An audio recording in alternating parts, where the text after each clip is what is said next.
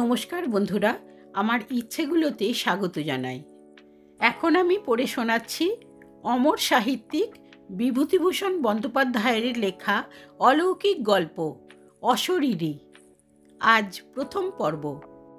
নানা রকম অদ্ভুত গল্প হচ্ছিল সেদিন আমাদের লিচুতলায় আড্ডায়, কিন্তু সেসব নিতান্ত পানসে গোছের ভূতের গল্প। পাড়াগাঁয়ের বাঁশবাগানের আমবাগানের গেঁয়ো ভূত সাদা কাপড় পরে রাত্রে দাঁড়িয়ে থাকে, ওসব অনেক শোনা আছে। ওর বেশি আর কিছু কেউ বলতে পারলে না। এমন সময় শরৎ চক্রবর্তী আড্ডায় ঢুকলেন। তিনি আবগারি বিভাগে বহুদিন কাজ করে অবসর গ্রহণ করেছেন। 60-এর কাছাকাছি বয়স, তান্ত্রিক সাধনা করেন, ঠিকুজি কুষ্ঠি বিনা পয়সায় করে দেন। কোনো রত্নের আংটি ধারণ করলে কার সুবিধা হবে ঠিক করে দেন। পরের বেগার খাটতে ওর জুড়ি বড় একটা দেখা যাবে না এসব কাজে। লোক অতি সজ্জন, সকলে মানে শ্রদ্ধা করে, অনেকে ওর সামনে ধূমপান করে না। শরৎবাবু ঢুকে বললেন, এই যে কি হচ্ছে আজ, যে বাদলা নেমেছে। শ্যামাপদ মুক্তার বললেন, আসুন আসুন চক্রবর্তী মশাই, আমাদের ভূতের গল্প হচ্ছে বাদলার দিনে, তবে তেমন জমছে না। আপনার তো। শরৎ চক্রবর্তী মশাই বললেন, আমি একটা গল্প বলতে পারি, তবে সেটা ভূতের গল্প নয়। সেটা কিসের গল্প তা আমি জানি নে, আপনারা শুনে বিচার করুন। শরৎবাবুর মুখে সেই গল্প শুনে আমরা অবাক হয়ে গেলাম। স্বর্গ মর্ত যেন এক সূত্রে গাঁথা হয়ে গেল সেই ঘন বর্ষার বর্ষণমুখর মেঘের আবরণ ভেদ করে। শরৎবাবু বললেন, আমাকে সেবার হঠাৎ জলপাইগুড়ির ওধারে ডুয়ার্স অঞ্চলে বদলি করলে। আমার পরিবারবর্গ তখন ঢাকায়, তাদের ওখানে রেখে জলপাইগুড়ি চলে গেলাম। নতুন জায়গা, সেখানে নিজে না দেখে শুনে কি করে সবাইকে নিয়ে যায়। বিশেষ করে ছেলেমেয়েরা তখন ঢাকা স্কুলে পড়াশোনা করছে। যেখানে গেলাম সেখানটা জলপাইগুড়ি থেকে অনেক দূরে, ছোট লাইনে যেতে হয়, পথে চা বাগান পড়ে, বনময় অঞ্চল, কিন্তু দূরে সবুজ বনরেখার পটভূমিকায় হিমালয়ের উত্তুঙ্গ শিখরমালা চোখে পড়ে। বড় নির্জন স্থান। আমি যে জায়গায় গেলাম তার নাম হলদিয়া। ছোট জায়গা। আমি সেখানে গিয়ে সিনিয়র সাব ইন্সপেক্টরের বাসায় উঠলাম, কারণ আমার বাসা তখনও ঠিক হয়নি। সে ভদ্রলোকের নাম রেবতীমোহন মুখুজ্জে, বাড়ি নদিয়া জেলা, বেশ ফর্সা, লম্বা, দোহারা চেহারা। আমায় খুব যত্ন করলেন, দিন কয়েকের মধ্যেই বাসা ঠিক করে দেবেন ভরসা দিলেন। তৃতীয় দিন সকালে আমায় বললেন, আপনাকে একটা কথা বলি। কি? আপনার এখন এখানে আসা খুব ভুল হয়েছে। কেন বলুন তো? আপনি জানেন না কিছু এদেশের ব্যাপার? না, কি ব্যাপার? এই বর্ষাকালে এখানে ভয়ানক ব্ল্যাক ওয়াটার জ্বর হচ্ছে চারিধারে। আপনি নতুন লোক, আপনার তো খুবই জ্বর হওয়ার সম্ভাবনা বিদ্যমান। 2-1 বার জ্বর হলেই ব্ল্যাক ওয়াটার জ্বর দেখা দেবে, তখন জীবন নিয়ে টানাটানি পড়ে যাবে। এই রকম এদেশের কাণ্ড। তবে আপনারা আছেন কি করে? সে কথা আর বলে লাভ নেই, ইচ্ছে করে নেই, আছি পড়ে পেটের দায়ে। চাকরি ছেড়ে দিলে এ বয়সে যাব কোথায়, খাবো কি? আমার 2টি মেয়ে পরপর মারা গিয়েছে ব্ল্যাক ওয়াটার ফিভারে, তবুও বদলি পেলাম না। কি করি বলুন শরৎবাবু?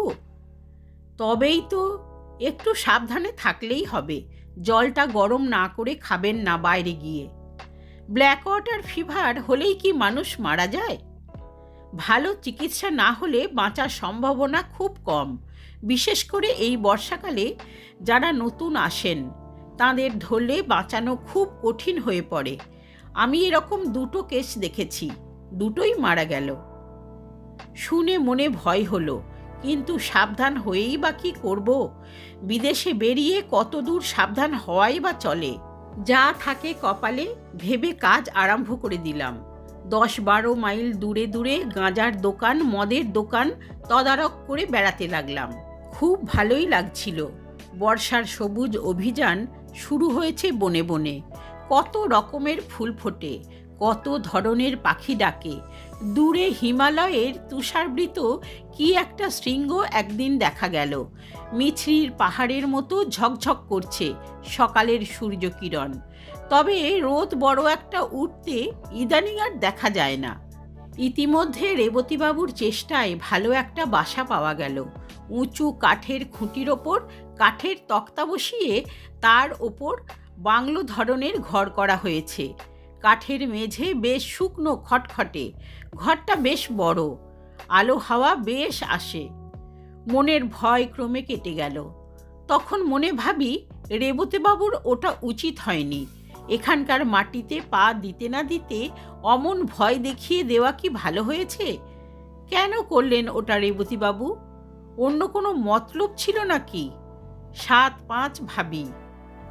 এখানে আমার এক ব্রাহ্মণ আর্দালি জুটল, নাম দিগম্বর পাণ্ডে। লোকটা অনেক দিন সেখানে আছে। রান্না করতো খুব ভালো। সে হাট বাজার রান্নাবান্না সবই করত, কোনো অসুবিধা ছিল না। মাস 2 পরে সেবার বামনপাড়া নর্থ বলে একটা জায়গায় আবগারির তদারকে গেলাম। সেটা একটা চা বাগানের পাশে ছোট্ট বাজার। চা বাগানটার ট্রাকগুলোর পায়ে লেখা আছে বামনপাড়া নর্থ টি এস্টেট। পাহাড়ি একটা ছোট নদী পেরিয়ে আমার গরুর গাড়ি বাজারে গিয়ে থামল। বেলা তখন 10টা। 2টি মারোয়ারি মহাজনের গদি আছে। তারা বন অঞ্চলের উৎপন্ন সওদা করে। দেবেন সামন্ত বলে মেদিনীপুরের একজন ব্যবসায়ীর কাঠের কারবার আছে। গাঁজা ও আফিমের দোকান সেই দেবেন সামন্তের ভাই শশী সামন্তের। ওখানে বসে থাকতে থাকতেই আমার শরীর কেমন খারাপ হলো, মাথা ধরল। দেবেন সামন্তকে বলতে সে কি একটা হোমিওপ্যাথিক ওষুধ দিলে, বললে এতেই সেরে যাবে, কোনো ভয় নেই। আমি বললাম, আপনাদের এখানে ব্ল্যাক ওয়াটার হয়? খুব। মানুষ মরে? তা মন্দ মরে না। আপনারা ভয় পান না? আমরা অনেক দিন আছি, নতুন যারা আসেন তাদের ভয় একটু বেশি। সবাই দেখছি একই কথা বলে। গাঁজার হিসেব চেক করতে করতে আর যেন বসতে পারলাম না। তাড়াতাড়ি কাজ সেরে নিয়ে গাড়িতে উঠে পড়ি। জল তেষ্টা পাওয়াতে বামনপাড়ার নর্থ চা বাগানের একটা গুমটি টিনের শেড থেকে জল চেয়ে খাই এক নেপালি দরোয়ানের কাছ থেকে। যখন বাসায় পৌঁছলাম তখন বেলা গিয়েছে। আমার তখন খুব জ্বর। পথেই কম্প দিয়ে জ্বর এসেছে। খবর পেয়ে রেবতীবাবু ছুটে এলেন। ডাক্তার ডাকা হলো। ওষুধ ও ইঞ্জেকশন চলল। 3 দিনের মধ্যে জ্বর ছেড়ে গেল।